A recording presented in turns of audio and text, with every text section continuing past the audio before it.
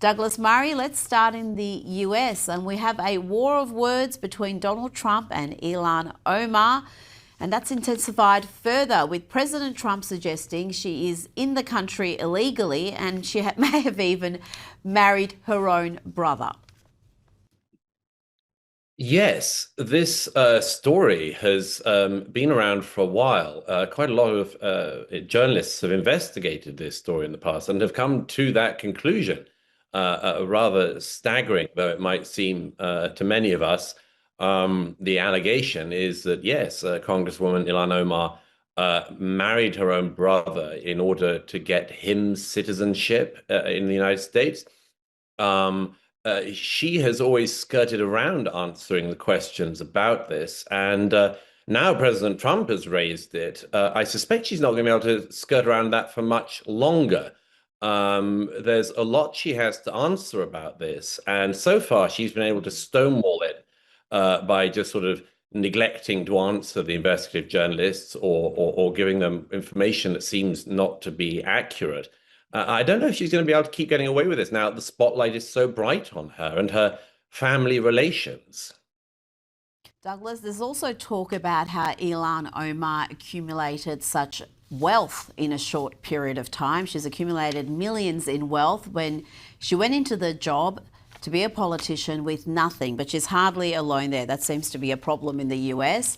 Let's go to the UK now, where two Afghan nationals seeking asylum have each been sentenced for the rape of a 15-year-old girl. Footage of the assault is so harrowing that it was feared it could trigger a riot.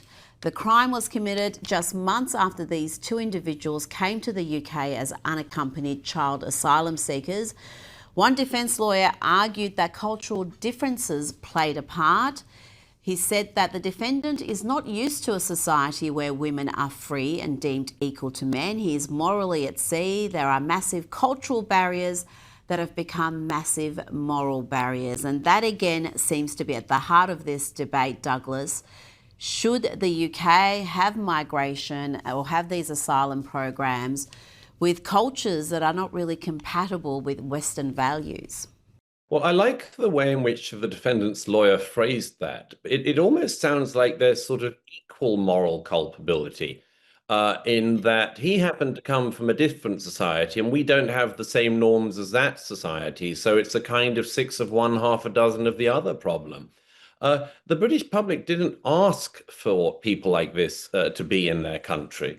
We didn't ask to have sometimes more than 1,000 people coming illegally by boat each day. We didn't ask for that. And we didn't ask for the importing of people from cultures where women are regarded as chattel. And for this to be the defense, I mean, I have seen this before and have seen cases like this before. There was a case I wrote about in my book, The Strange Death of Europe, almost 10 years ago, where a man from Eritrea gave an interview in which he said, well, where I'm from, you can just grab a woman off the street and rape her.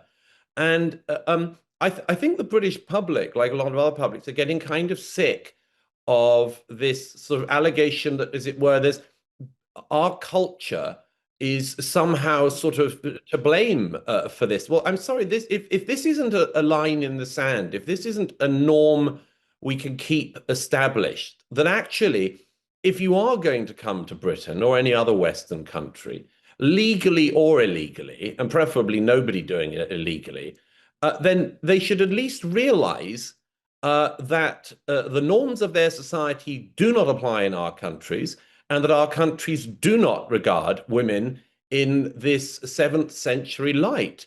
And it's really appalling. And you mentioned, Rita, that a crucial fact there about the footage. There is a strange thing which we've talked about before that is going on in every Western country when it comes to this, which is that the authorities are worried about the public finding out about what's happening in their own country. And so the authorities, including the police, effectively behave as a mediating body. We can't release this footage or we can't release it in full, otherwise people will become angry. Well, First of all, we have the right to know what's happening in our countries. We have the right to know if people are assaulting women on our streets or dragging them off and raping them like that. And we'll come to our own conclusions about that. We're adults and we have the right to respond to that, including with absolute disgust and opprobrium. But this endless idea, I think the authorities think something like they sort of keep a lid on it.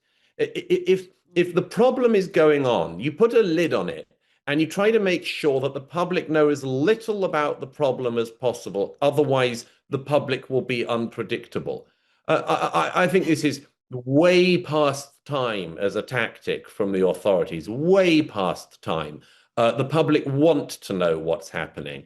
And, you just think back to the extraordinary wordplay we've had in the last 25 years in Britain. Remember that it's taken all these decades to talk about the Pakistani mainly grooming gangs in the north of England. But just consider years, not only was that information covered over, much like in these recent cases, but we get these euphemisms, grooming,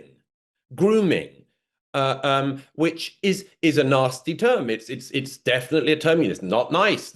Somebody's being groomed. But that term is completely inadequate for industrial scale raping of young women in your society, the torturing of young women in some of these cases, the physical, sexual, not to mention psychological torturing of these young women.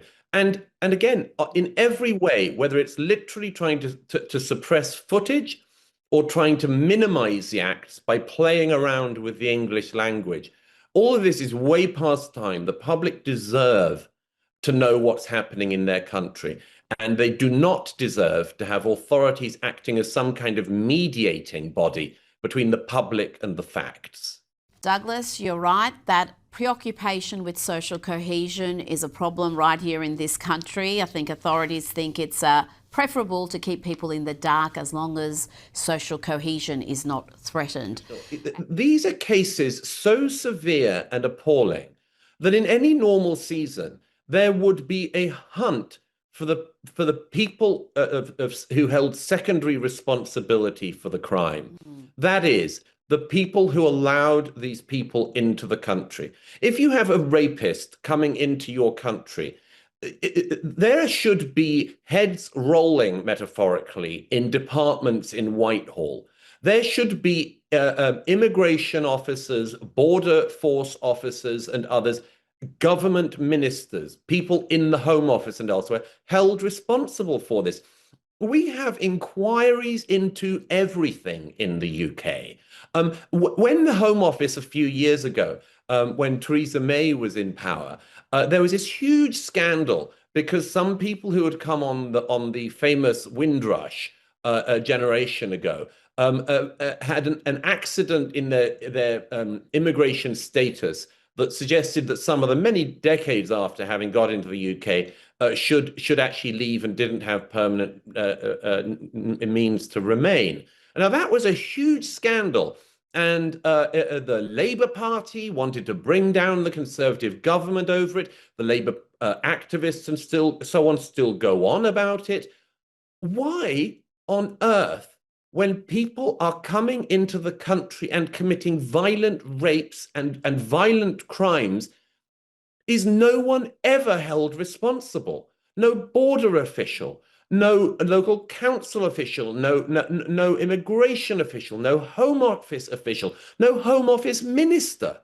In what other situation, if this happened once in a normal political season, a minister would have to resign because they've let a rapist into the country. But we're in this situation where nobody ever has to take any responsibility, and the public need to just keep suffering through the results of inept border policies, inept immigration policies, and a completely lax a system of legal and illegal immigration. I think it's absolutely astonishing. And I'm amazed that the British public are not calling, and the British media aren't calling more for us to actually identify the people in government who are responsible for these lapses, because they're not one-offs. They are constant, and there should be constant pressure to find out who the people are who have been allowing this to happen, and to make sure that they do not go off into some happy pensioned retirement.